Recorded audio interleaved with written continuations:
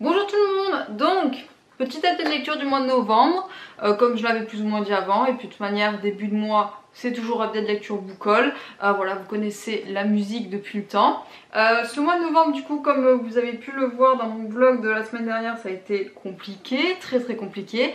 Mais j'ai lu pas mal de choses, enfin pas mal de choses. Pour certaines personnes, ça sera rien du tout. Mais ça m'a fait du bien. Ah, ça m'a fait du bien de lire tout ça. Donc voilà. Cette vidéo sera aussi le bilan du Pumpkin Autumn Challenge. Voilà, ça y est, c'est la fin. Et je crois que c'est l'un des challenges que j'ai le mieux réussi depuis pas mal de temps, je trouve. Alors je l'ai pas fini à 100%, vous allez le voir à la fin de la vidéo. Mais il me reste que 3 catégories à valider. Et franchement, je suis hyper contente de mon challenge. Donc voilà, c'est l'essentiel je trouve. En plus le Winter Challenge commence plutôt bien aussi. Donc non, franchement, heureusement qu'il y a ça, j'ai envie de dire, parce que sinon ça aurait été compliqué niveau moral.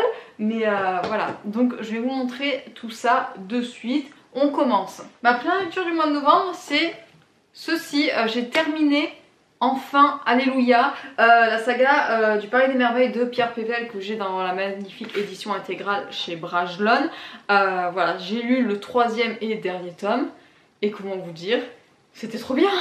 C'était beaucoup trop bien. C'était le livre, je crois, qu'il me fallait pendant le mois de novembre parce que j'adore en fait l'écriture. La plume de l'auteur, je la trouve juste fantastique. Je sais pas trop comment vous décrire. Après, j'aimerais découvrir l'auteur avec son autre saga Au Royaume, si je dis pas de bêtises. Mais pour voir si du coup ça se retranscrit dans d'autres ouvrages à lui. Mais en tout cas là, dans ce livre-là, Pierre Pével, mais il est trop bien, il est beaucoup trop bien. Voilà, c'est un style d'écriture narrateur un peu qui va faire des commentaires sur ce qui se passe, vous voyez, dans le sens où voilà, il va peut-être faire quelques remarques sur ce qui s'est passé avant, faire quelques petits rappels, dire quelques petites bêtises. Enfin, franchement, c'est hyper rafraîchissant ce genre de plume et je suis tombée amoureuse, et surtout que ça va hyper bien avec l'ambiance et les personnages de Griffon et de Isabelle, qui sont les deux héros à chaque fois dans la saga.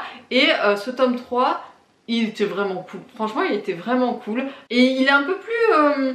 comment dire, je dirais pas sérieux, mais un peu plus peut-être violent, je sais pas, que les autres tomes d'avant. Ça parle d'attentats à la bombe, ça parle de meurtre, ça parle de duel et tout. Non, franchement, j'ai beaucoup aimé ce 3e tome. Les personnages juste énormes. J'adore l'évolution qu'a pris la relation entre Griffon et Isabelle, voilà, qui atteint des sommets dans le 3e tome. Et en plus, la petite remarque de fin voilà, de la trilogie.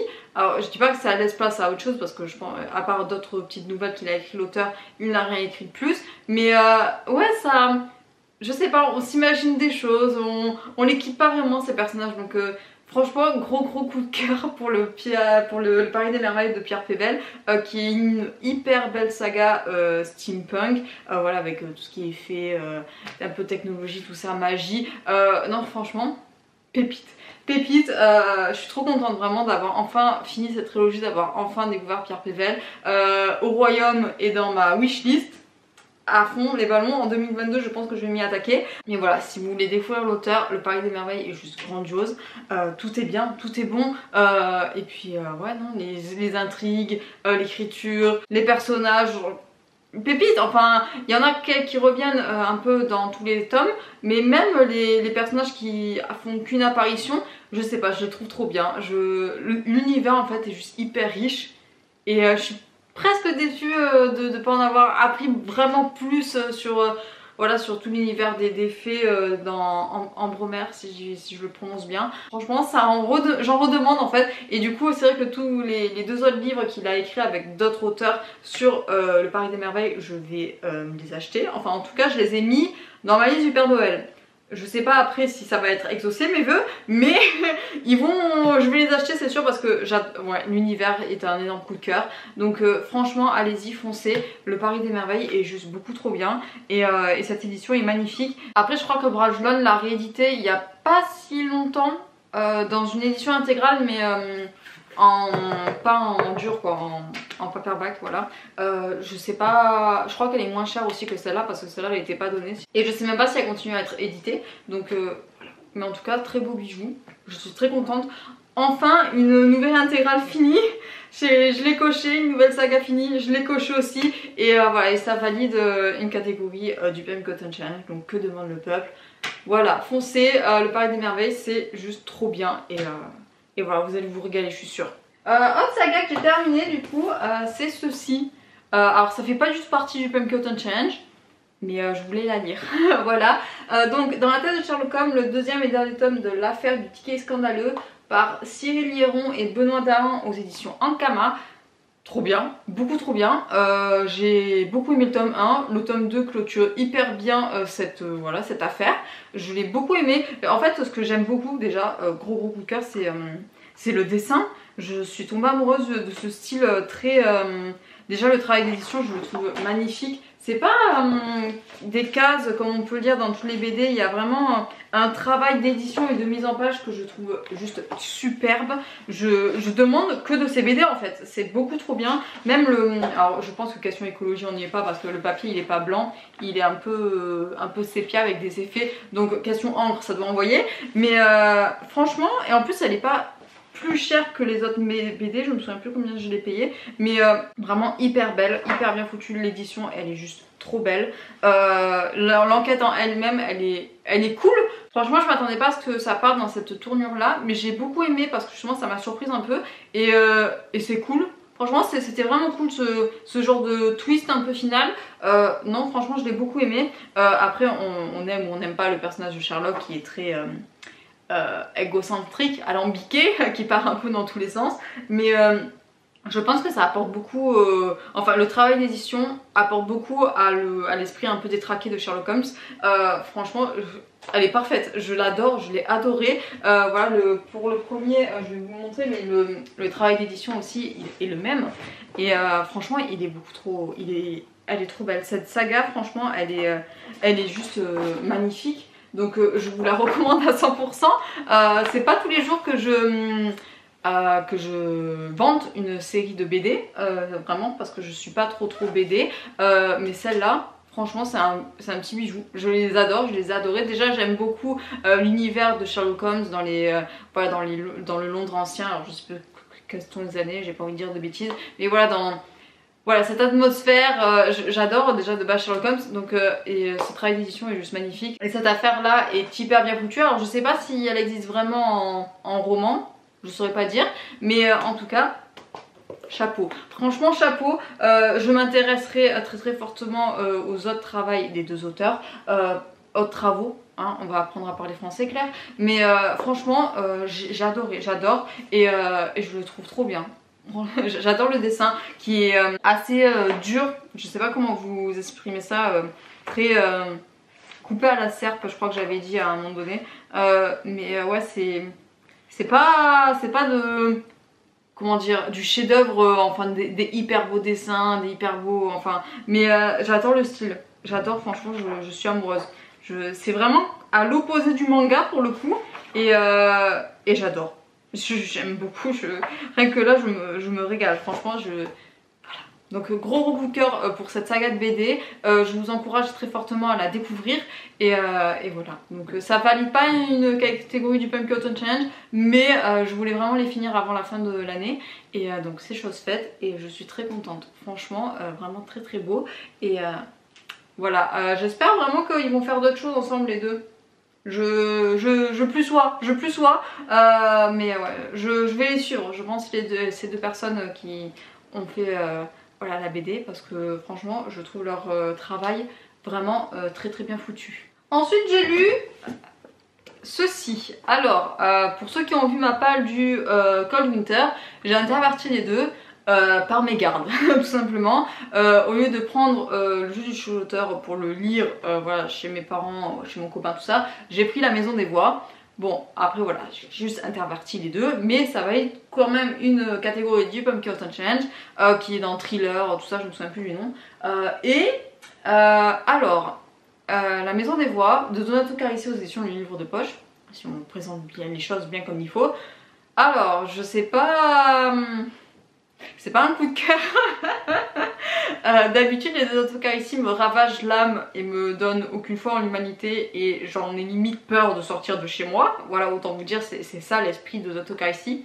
Et je l'ai pas retrouvé dans ce tome là. Alors est-ce que c'était le but? Je ne suis pas sûre parce que c'est pas tellement comme les autres sagas avec le tribunal des âmes et le chuchoteur où c'est très thriller avec une enquête policière, des meurtres ou tout ça. Là c'est beaucoup plus psychologique, donc peut-être qu'il faut que voilà, je sépare les deux ambiances un peu parce qu'il a voulu je pense faire deux styles différents l'auteur, après je suis pas sûre, mais voilà, ça n'a rien à voir avec les écrits qu'il a pu faire avant. La Maison des Voix est un one shot d'ailleurs qui se lit tout seul, qui n'a rien à voir avec les sagas qu'il a écrits précédemment.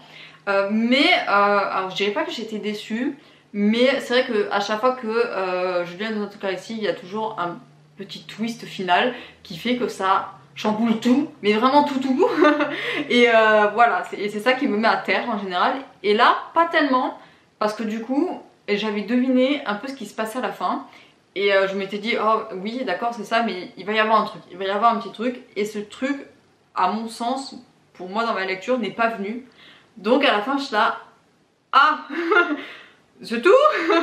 Donc voilà, et je sais pas si ça aurait mérité plus de pages. Parce que c'est vrai que dernièrement je me remarque à chaque fois que je prends un autocar ici, c'est qu'ils sont de moins en moins épais comparé au chuchoteur qui fait, je vais vous le sortir, je sais pas combien il fait, il doit faire 500 pages, quelque chose comme ça, oui. 560 pages, là on est sur du 300 pages.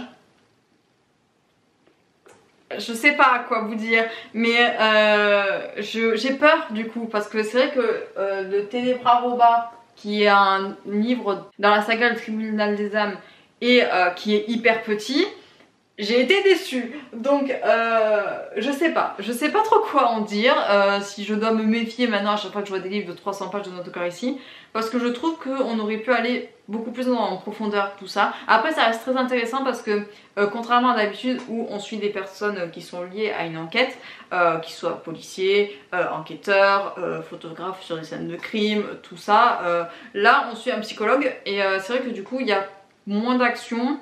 Ça se passe beaucoup dans la tête et je suis un peu déconcertée parce que du coup ça me retourne plus la tête les sagas comme le Chuchoteur et le Tribunal des âmes qu'a pu le faire ce tome là. Je sais pas trop du coup trop quoi en penser. Si du coup il a un peu échoué pour moi dans la manière dont il a écrit ce livre, je sais pas, parce que du coup c'est vrai que j'ai pas réussi tellement que ça à m'attacher au personnage principal du psychologue, je sais plus comment il s'appelle, Pietro. C'est ça, Pietro. Et après il y a l'autre personnage qui est la femme qui va le voir du coup pour déverrouiller ses problèmes sous hypnose, notamment le meurtre vis-à-vis de son frère, tout ça. J'ai pas trop réussi non plus à m'attacher à elle parce que c'est vrai que du coup elle est un peu bizarre et je sais pas, il y a un complet twist à la fin dans sa personnalité je trouve. Et j'ai pas compris. J'ai pas compris, ou en tout cas je trouve ça pas très bien fait. Après je sais pas, je suis pas psychologue, j'ai pas fait des études dans ça donc je sais pas, je n'ai jamais rencontré de personne comme ça non plus. Mais c'est vrai que dans mon sens c'est pas très logique. Après est-ce qu'il faut chercher de la logique dans tout? Je ne sais pas. Mais ouais, du coup c'est vrai que ma lecture est un peu en demi-teinte de La Maison des Voix comparée aux autres tomes. J'ai pas été autant prise dans le récit, même si je l'ai fini ultra vite, que voilà, une fois que vous commencez je voulais vraiment savoir la suite. Mais c'est vrai que comparé à d'habitude, je l'ai lu avec un peu moins d'entrain. Voilà, moi qui suis une idole de Donato Carrisi, que c'est mon dieu vivant en matière de thriller. Là, je sais pas. Alors, est-ce qu'il faudrait que je le prenne à part pour dire que c'est pas tellement un thriller, c'est autre chose? Je sais pas trop du coup comment le catégoriser. Mais c'est vrai que si à l'instant T, voilà, quand j'ai fini ce livre, bah voilà, c'était pas ce à quoi j'attendais. Je m'attendais à quelque chose d'un peu plus allaitant, un peu plus dynamique. Là, c'est vrai qu'on bouge pas beaucoup. Il y a une petite intrigue secondaire qui est en plus de tout ce qui se passe autour de la femme, qui est assez intéressante sur les enfants. Et en fait, je pense que j'aurais aimé que ça soit plus sur ça que sur l'autre côté, parce que pour le petit résumé quand même il faudrait que je vous explique un peu parce que j'avoue que c'est un peu brouillon. C'est l'histoire du coup de Pietro qui va être contacté par l'une de ses collègues psychologues en Australie pour le transfert d'une de ses patientes parce qu'elle va en Italie et elle dit avoir tué son petit frère. Et donc voilà, Pietro, en fait au début il est pas trop chaud pour la prendre en tant que patiente parce que lui il est spécialisé dans les enfants, sauf que la femme elle doit avoir 40 ans, mais bon, à force de choses, en lui disant que c'est pour résoudre voilà, des problèmes de son enfance, tout ça, Pietro va quand même la prendre sous hypnose et voilà, il va y avoir des choses qui vont se déverrouiller un peu, mais du coup c'est vrai que j'aurais aimé que ce soit beaucoup plus lié à l'enfance. Alors certes on a des petits flashbacks liés du coup à ces moments d'hypnose où la femme va raconter voilà, comment elle a vécu certains moments de son enfance, mais j'aurais préféré que ce soit plus centré sur l'enquête. En fait voilà, j'aurais préféré que ce livre soit un peu comme les autres avec voilà, une enquête sur les maltraitances envers les enfants, tout ça, comme on a pu en avoir un petit aperçu dans ce tome là, mais ouais non, je sais pas trop en quoi en penser, je l'ai pas trop aimé. Voilà, je m'attendais à autre chose et c'est ça qui fait que je suis déçue. Après en soi la plume de Dr. ici est toujours une œuvre d'art à mes yeux, du moins à la traduction je l'ai beaucoup appréciée. Voilà, c'est juste côté intrigue pour moi ça pêche un peu parce que c'était pas ce que je voulais. Et voilà, les personnages, vu qu'on a que 300 pages, autant vous dire que je n'ai pas trop réussi à m'y attacher. Parce que même les Gary, il était plus gros. Je sais pas. Ouais, non, les personnages ne m'ont pas trop fait d'effet. À part l'enfant, justement, qu'on voit que 2-3 fois. Qui, lui, m'a fait un truc, vous voyez. Et, mais sinon, ouais, les personnages principaux, je sais pas trop. Donc, bon, je sais pas trop quoi vous dire de plus. Je suis un peu déçue, mais après, ça reste un bon car ici. Je sais pas après s'il retranscrit fidèlement tout le côté psychologique, tout ça, parce que je sais que c'est Manon son prénom, je sais plus, j'ai un trou, de Vibration littéraire, elle a fait une chronique dessus et vu qu'elle est psychiatre ou psychologue, je ne me souviens plus trop exactement, peut-être que sa critique à elle est plus détaillée que la mienne, mais voilà, c'est pas son meilleur, franchement, Dr. ici, je vous conseille fortement sa saga du chuchoteur. Sa saga du Cumulard des âmes aussi, La fille dans le brouillard aussi a été un énorme coup de cœur, mais vraiment lui je l'ai trouvé un peu en dessous, très honnêtement. Voilà, lisez d'autres car ici, vous attaquez pas à lui en première, franchement il est pas... Il a fait mieux. Et ensuite, ma dernière lecture du mois de novembre. Ah, je suis tellement contente d'avoir fini mon mois de novembre sur ça, franchement je suis... très contente. Donc Le Centre de l'Épouvanteur, le tome 10 de la saga de l'Épouvanteur de Joseph Delaney aux éditions Bayard Jeunesse. Voilà, je suis la parution poche, donc voilà, je me mets à jour petit à petit. Et quel régal, quel bonheur. Ça faisait longtemps que je m'étais pas autant éclatée à lire un épouvanteur. Ouais, pourtant je trouve quelques petites faiblesses, notamment avec le personnage de Tom, même si bon, on comprend après d'où viennent ses faiblesses. Mais ça fait très longtemps que j'avais pas lu un épouvanteur comme ça. Je dirais pas que c'est un énorme coup de cœur parce que je trouve encore Tom beaucoup trop attaché à sa mère et ça m'énerve. Mais en soi, franchement ça se rapproche de ce que j'ai pu lire dans le tout premier tome avant l'échec du tome 6 ou 7, je ne me souviens plus. Ouais non, je suis très contente de ce tome 10 parce qu'il implique beaucoup de choses. Franchement, on suit Tom de nouveau, contrairement au tome 9 où on suivait Grimalkin, qui va en apprendre beaucoup plus sur comment détruire le malin. Et en parallèle, il y a l'épouvanteur qui reconstruit sa maison à Chipenden et voilà, Tom et lui vont aller chercher des livres auprès d'une femme roumaine, sauf que bon, il va se passer pas mal de trucs et non franchement j'ai beaucoup aimé parce que c'est vrai que Tom, à part si j'enlève le fait que pour moi sa mère me prend beaucoup trop de place, mais bon tant pis, il est très humain et ça c'est ce que j'aime beaucoup, c'est que à un moment donné il va être confronté à une très grande peur et ce qu'il va faire en premier c'est fuir. Et sauf que c'est pas du tout l'éducation qu'il a eue, notamment vis-à-vis de l'épouvanteur, où voilà, son rôle est de battre l'obscur et certainement pas de fuir. Et il va se le reprocher mais pendant tout le livre et ça en fait quelqu'un de très humain, c'est que voilà, il va obéir à des instincts primaires des fois où il va avoir tellement peur qu'il va se casser. Donc voilà, j'aime beaucoup le personnage de Tom, je suis profondément attachée. Et puis là, ce que j'aime beaucoup aussi avec ce tome, c'est qu'il y a beaucoup, comment dire, le thème de la transmission de l'héritage est très bien abordé je trouve, parce que du coup l'épouvanteur on le voit vieillir depuis voilà, du tome 1 au tome 10 voilà, il est vieux, et là dans ce tome là on le ressent d'autant plus parce que là il y a des choix qu'il va pas pouvoir faire et qu'il va, au lieu de, voilà, de continuer tête dure comme ça à faire comme s'il avait 20 ans, là il va avouer les choses, il va dire ben, je peux plus en fait, et c'est très touchant de, voilà, des fois de le voir, de dire je n'y arrive plus. Donc voilà, il y a ce message qui est passé que voilà, Tom sera le futur épouvanteur de Shippuden, et voilà, et c'est dit, c'est acté, et il va commencer du coup à prendre des décisions en tant que véritable épouvanteur et plus en tant qu'apprenti, et c'est vraiment très beau de voir voilà, l'apogée de son apprentissage à Tom, parce que voilà, il va le vivre de manière très... ça va le toucher tout simplement, parce que voilà, lui peut-être il s'y attendait pas que ce soit si rapidement, il aurait voulu voilà, que l'apprentissage se poursuive encore et encore, mais voilà, là il rentre dans le monde des adultes un peu, et voilà, il va devoir, il a commencé déjà dans ce tome là à faire des choses en tant qu'épouvanteur, notamment vis-à-vis du gobelin, enfin je vais pas vous spoiler, c'est tout un petit chapitre, mais bon voilà, il va faire des choses en tant qu'épouvanteur, et c'est touchant à voir, c'est touchant à vivre, à lire, parce que voilà, j'aime beaucoup le personnage de l'épouvanteur de Sir Gregory, que voilà, j'aime de tout mon cœur depuis le premier tome, je l'adore ce personnage, et le voir comme ça, forcément comme Tom, ça m'émeut beaucoup, à voir que voilà, son sort, ce qui va devenir, parce que bon, le combat contre le malin n'est pas terminé. Après l'intrigue en elle-même de ce tome là, concernant les sorcières roumaines, les vampires roumains, je sais plus trop quoi, est très intéressante, parce qu'elle du coup elle met en lumière voilà, des faiblesses qu'a pu avoir Tom, que peut avoir l'épouvanteur,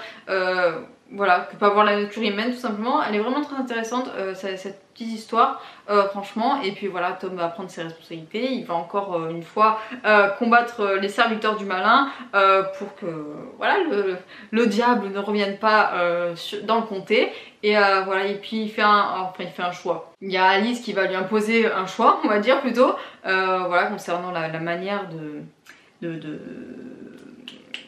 tuer le malin, voilà, excusez-moi, mais ouais, donc l'intrigue principale du malin avance, je sais pas trop comment ça va se goupiller dans les 2 prochains tomes, parce que je sais que le tome d'après c'est sur d'autres personnages qu'on n'a jamais vus, je sais pas trop du coup comment ça va se faire, et le tome encore d'après ça va être sur Alice, donc non franchement, et puis pour une fois, je vais vous dire, Alice, je l'ai aimée dans ce tome. Je sais pas trop, d'habitude je la déteste de toute mon âme, là elle est passée crème, franchement. Alors est-ce que c'est parce que du coup elle accepte pleinement son rôle de sorcière, et du coup elle s'en cache plus, que ce soit auprès de l'épouvanteur ou de Tom, et elle s'assume, je sais pas si c'est ça ou pas, parce que avant elle faisait tout en scred, et je pense que c'est peut-être ça que j'aimais pas du tout. Là elle s'affirme, et je sais pas, du coup j'aime bien son comportement, non franchement je l'aime bien Alice, elle remonte dans mon estime. Alors c'est pas à 100%, voilà, je l'idolâtre pas non plus comme l'épouvanteur ou comme Tom, mais elle est cool. Elle est cool, on voit aussi Grimalkin dans ce tome-ci, et vraiment, enfin, ce personnage je l'ai toujours beaucoup aimé, et le fait qu'elle soit là et qu'elle prenne plus de place et tout, non franchement j'aime beaucoup, je valide, je plus sois. Et puis voilà, donc non franchement ce tome-ci, très bon, très bon, je m'y attendais pas du tout quand je l'ai ouvert. Parce que ouais, je sais pas, moi le tome 6 il m'a traumatisé, donc à chaque fois que j'ouvre un épouvanteur, c'est un peu avec la boule au ventre, hein. Mais là franchement, très bon, très bon. J'ai hâte du coup de voir comment ça va se terminer, surtout que on se rapproche de plus en plus de la fin. Alors je crois que la saga se termine en 15 ou en 16 tomes, je me souviens plus. Mais voilà, le tome 10, une très belle lecture. Voilà, j'ai très hâte d'avoir la suite tout simplement, parce que là du coup je suis en suspens, je veux savoir ce qui se passe, même si voilà, le tome 11 je vais le prendre un peu avec des pincettes, parce que vu que c'est d'autres personnages, je sais pas trop à quoi m'attendre. Mais franchement, ça me réconcilie, il m'a carrément réconcilié avec l'épouvanteur. Là, mais franchement, si j'ai encore une déception dans la saga, je pète un câble, vraiment. Mais voilà, une très belle saga jeunesse que je conseille franchement à tout âge. J'adore, franchement les personnages sont géniaux, l'intrigue est vraiment très bien foutue. L'évolution des personnages aussi, elle est vraiment grandiose. Le tome de ce tome-ci, le tome de ce tome-ci, ouais c'est un peu bizarre m'ont dit, mais le tome de ce volume n'a rien à voir avec le tout premier. Donc franchement, ouais, les personnages voilà, ils vieillissent, ils prennent en maturité et ouais c'est ce que je voulais et c'est ce que j'ai et franchement c'est que du bonheur. Donc franchement je vous recommande à 100% la saga de l'épouvanteur, lisez-la, découvrez-la et franchement voilà, je suis très ravie de découvrir cette saga toujours plus et à très bientôt pour le tome 11. Je sais pas quand est-ce qu'il sort en poche mais comme d'habitude dès que ça sort en poche je me l'achète et je le lis donc vous serez très rapidement au courant. Ensuite je vais vous présenter rapidement mes achats, voilà ça va être un update lecture book haul tout condensé. Parce que j'ai pas beaucoup acheté et que la majorité des livres que j'ai achetés je vous les ai déjà présentés. Je vais d'abord passer aux achats physiques. Bah, déjà j'ai acheté du coup celui-ci au mois de novembre, voilà donc je vais pas le répéter. Et ensuite j'ai acheté 3 livres pour le Cold Winter, ceci, le deuxième tome des livres de la Terre fracturée, La porte de cristal de Enki Jemisin aux éditions J'ai lu, voilà qui va être la suite directe du tome 1. Je sais pas trop voilà, où ça va partir. Moi depuis la dernière phrase qui m'a un peu choquée, je suis en attente. Donc voilà, il est dans le Cold Winter Challenge, je vous en parlerai très bientôt. Mais voilà, j'avais beaucoup aimé le tome 1 pour vous le rappeler. Donc voilà, tome 2 très bientôt. Et je me suis procuré aussi le tome 4 de Son Millennium de Arthur Tepin aux éditions Dupuis. Voilà, à voir si ça valide ou pas le Cold Winter Challenge parce que j'ai mis dans une catégorie un peu bizarre, donc je sais pas trop si ça va la valider, mais voilà, elle est là. Zombie Millennium est une super belle saga BD là aussi, j'adore l'humour un peu noir de l'auteur, les dessins je les aime beaucoup. Ça n'a rien à voir avec le manga là aussi, c'est pour ça que ça m'étonne que ce soit ça que j'aime beaucoup en BD, mais ouais donc très hâte voilà, d'avoir la suite des aventures de Aurélien et Gretchen et de tout le parc. Et voilà, donc incessamment sous peu, je pense que je le lirai bientôt pour valider le Cold Winter. Voilà, il est là. Et ensuite, le dernier livre que j'ai acheté, c'est le dernier tome du Clan Bennett. Le Clan Bennett, je vous en parle encore. Je pense que vous allez avoir une vidéo la semaine prochaine. Là, je dis ça, je dis rien. Mais du coup, le dernier tome, le tome 4, le Chant Bennett, le chant du cœur, je sais plus comment il s'appelle, de TJ Klune aux éditions MXM Bookmark que j'ai en édition e-book. Voilà, je l'ai pas encore recommencé mais je vais le commencer ce soir. J'ai rien d'autre à dire de plus, je suis comme ça. je suis émue rien que d'en parler, je vais pleurer rien que d'en parler. Donc c'est pour ça que ça mérite une vidéo. Parce que ça va me bouleverser mon année. Et puis voilà, donc ça c'est pour le book haul. Voilà, voilà, je préfère vous le faire maintenant tout de suite, comme ça c'est réglé et pas vous faire une vidéo de 5 minutes la semaine prochaine, surtout que du coup j'ai prévu autre chose. Mais voilà, c'est mes 4 achats du mois de novembre et je suis très contente. Donc sans plus attendre, je vais vous faire le bilan du Pumpkin Autumn Challenge. Je suis joie, je suis joie. Donc j'avais participé aux 4 menus, alors j'ai laissé 2 catégories vides, donc voilà, parce que j'avais pas d'idée et parce qu'au final je me suis rétractée aussi à un moment donné. Donc voilà, et sur les 4 menus j'en ai validé du coup 2 en entier. Et pour les autres du coup il me manque des livres. Donc je vais vous faire une liste rapide. Pour Automne frissonnant j'avais mis La Maison des Voix, Fils des Brumes et L'Épouvanteur le tome 10.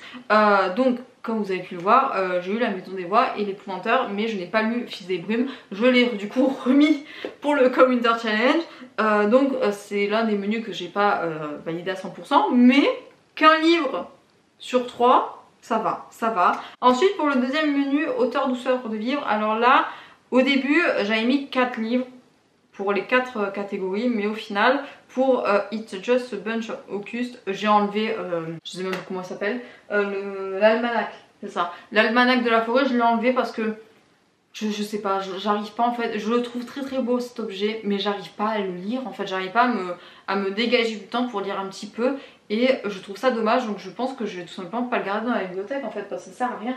Donc je l'ai enlevé, je pense quelques semaines après avoir fait ma pile à lire du Pumpkin. Donc il me reste 3 catégories que j'ai validées, du coup avec le 8ème tome de Full Metal Alchemist, le tome 3 du Clan Bennett et le tome 3 de Zombie Millennium.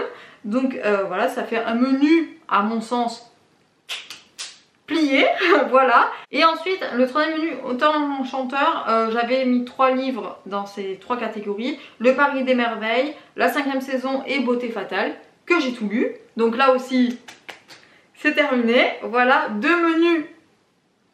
Je suis joie, franchement je m'y attendais tellement pas quand j'ai commencé à regarder et non franchement je suis hyper contente. Et le dernier menu, le menu voilà un peu bonus de chaque année, Automne des mystères. J'avais mis 3 livres pour ces 4 catégories parce que j'avais finalement décidé de laisser vide la dernière cabinet de curiosité avec tout ce qui était art, sciences, musée. J'avais hésité à mettre quelques 2-3 livres mais franchement je voulais pas acheter pour acheter. Surtout pour acheter et pour les regarder et puis les mettre là et qui prennent la poussière. Je trouvais pas ça, voilà, je trouvais pas l'intérêt, donc finalement j'ai préféré la laisser vide. Et dans ce menu là j'avais mis le 7e tome du Sorceleur, la confiance en soi et le Seigneur des Anneaux. Alors le Seigneur des Anneaux je l'ai pas lu, la confiance en soi je l'ai lu en audiobook. Et le Sorceleur, le tome 7 je l'avais commencé mais je ne l'ai pas fini, je l'ai mis en pause parce que ça me plaisait pas trop. Le début, je ne comprends pas où va l'auteur, ça me perturbe un peu, donc je l'ai mis un peu de côté. Je l'ai pas mis pour le Cloud Winter Challenge, je crois. Je me souviens plus. Je sais plus si je l'ai mis ou pas. J'ai un trou. Mais je pense que je vais attendre un peu. Surtout que du coup, j'ai beaucoup de hype concernant la saison 2 qui va sortir la semaine prochaine. Donc je pense que je vais attendre de voir la saison 2. Et après, je me remettrai dans le Sorceleur, voilà, le dernier tome que j'ai à lire. Parce que je sais pas, je pense que j'en attends énormément du tome 7 et il va falloir que je me prépare à réviser mes attentes parce que je sais pas trop comment ça va se terminer, mais en tout cas le début ça m'inspire pas trop. Donc à voir, mais du coup bon, j'ai lu qu'un livre pour ce menu et puis voilà, tant pis. Donc mais ça fait quand même un bon ratio comme vous pouvez le voir. Donc très contente, franchement je suis joie. Je suis très contente voilà, d'avoir participé à cette édition du Pumpkin Autumn Challenge. C'est toujours un régal de le faire. Alors des fois je le fais, des fois je le fais pas, mais là vraiment gros coup de cœur. Et puis comme Winter Challenge là, et dans le coup de cœur aussi, là je commence et c'est trop bien. Franchement c'est que du bonheur. Donc sur ce je vais vous laisser là. J'espère que la vidéo vous aura plu. J'espère que le Pumpkin Autumn Challenge sera hyper bien passé pour vous, comme moi. Franchement hyper contente. J'ai internet les gars, il fallait que je vous le dise, j'ai internet. Je pense que c'est pour ça aussi que je pète le feu là en faisant la vidéo. J'ai internet, c'est là. Ça fait 2 mois que j'ai pas internet, j'ai internet maintenant, j'en peux plus. Mais voilà, pour revenir au Pumpkin Challenge, j'espère que le challenge se sera très bien passé pour vous. J'espère que vous avez eu très bonne lecture. Voilà, le mois de décembre commence pour moi sur les chapeaux de roue et je suis très contente. Après le mois de novembre, là, le mois de décembre, je pense que ça va être que de la joie. Sur ce, j'espère que tout va bien dans vos vies. Prenez soin de vous, c'est le plus important. Donc je vais vous laisser, je vous souhaite à tous une très belle soirée, un très bon week-end, une très belle journée, ainsi de suite, et bien évidemment d'excellentes lectures. Bye bye!